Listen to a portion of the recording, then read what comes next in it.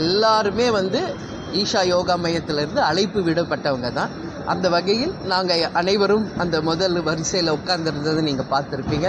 அந்த வகையில் மரியாதை நிமித்தமாக நம்மளுடைய மத்திய அமைச்சர் ராஜ்நாத் சிங், அதே மாதிரி நம்மளுடைய எல் முருகன், என் பக்கத்தில் அமைச்சர் வேலுமணி, பாண்டிச்சேரியிலிருந்து வந்த அமைச்சர்கள் எல்லாருமே நான் பார்த்தேன். எல்லாருமே ஒரு மரியாதை நிமித்தமாக என்கிட்ட பேசினாங்க. நானும் மரியாதை நிமித்தமாக அவங்களிடம் பேசினேன். எய்ம்ஸ் மருத்துவமனை திறந்து வைக்கிறதுக்காக பிரதமர் தமிழகம் வரக்கூடாது. அதாவது தொடர்ச்சியாக இந்த தேர்தல் வரக்கூடிய நேரங்களில் தான் மத்திய பிரதமர் தொடர்ச்சியாக தமிழகத்துக்கு வராங்க. மற்ற நேரங்கள் தமிழகத்தை செய்ய மாட்டேன்னு விமர்சனம்.